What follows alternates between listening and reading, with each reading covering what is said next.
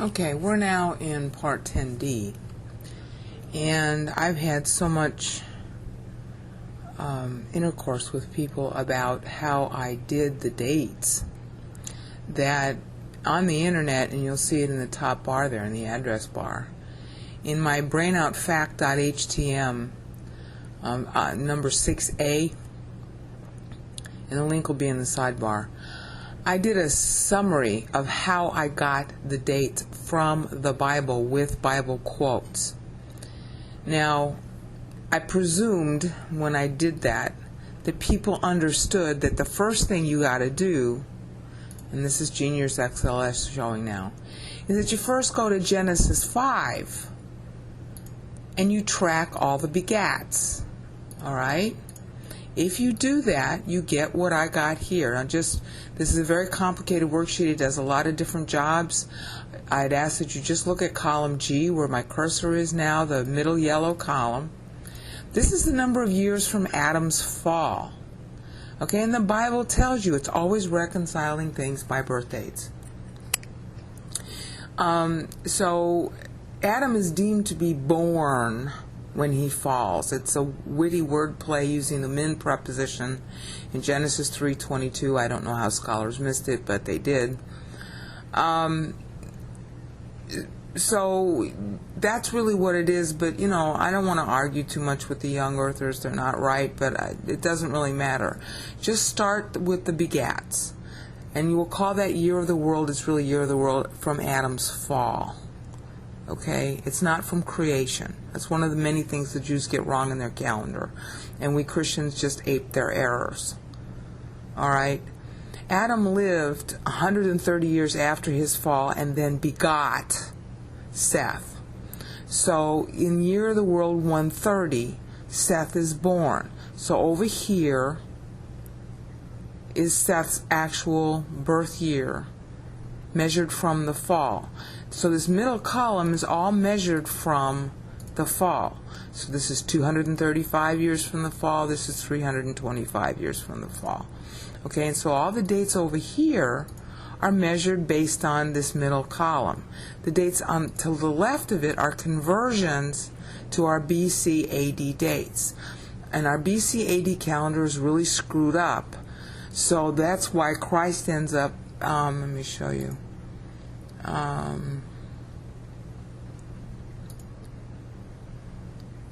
Christ ends up being born. It's really late in 4 BC, but you have to use 3 BC because it's late in the year. So that you can't fix that. He really dies 30 AD, and because there's some screw up with the Roman calendars, and if you knew much about the Roman calendars, you'd understand that it's impossible to get it exactly right. I mean, even Julius Caesar was tearing his hair out with it in 45 BC. But you end up losing 3 years between what the popes did with the calendar, from 500 AD forward, and between what the Romans had done wrong. You end up losing the ability to account for time. So you can't just reset this calendar to 1 AD and then say that, the temple was destroyed in 73 AD like some very bad scholars do on the internet. Okay, you can't do that, because then you can't track back to the past. All right? So when you go to do this, the smartest way to handle it, okay, is just to say, okay, forget our BC AD. If you need that, the conversion dates are here. But instead, just count. Because this is how the Bible does it. You just count years from Adam, and it's really from Adam's fall. From the time when Adam, is fallen and he's going to beget. All right? In the year 130, he begets Seth, and you just track it all the way down. Now, in my other videos, I explain this issue of the end of the 490 and that this period in between is a voting period. That's specifically in the Psalm 90 videos, because that's how Moses tracks time. He tracks time based on these little voting windows that occur 490, then you got a voting window, then there's another 490 that occurs, and that ends civilization, and then there's a 50-year voting window which Moses does not track, because that was the Jubilee, that was already embedded in the Mosaic Law, and then you have the end of a civilization unit. But Moses tracks in Psalm 90 from the 70-year voting windows. And that's how you know what he's doing with his syllables. And the syllables are straightforward because everybody had to memorize the words. So it's very prosaic. You're counting from Adam year by year. And they're anniversaries of birth years. See, when Adam was X years old. Okay? So it's always based on anniversaries of birthdays. All right, so it's never lunar, ever. God never accounts years as lunar.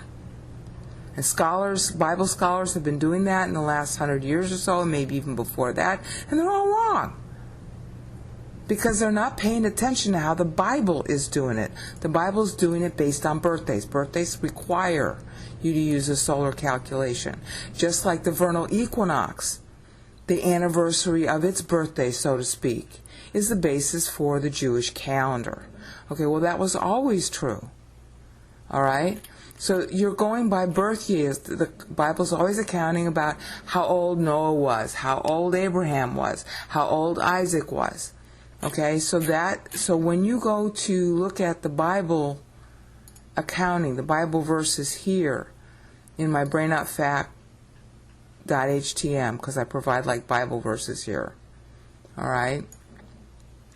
When you go to do that, and then you go back to Genius XLS to track the years, then you're going to get a consolidated calendar like I've got here in the worksheet. So this will save you some time if you use it. Okay.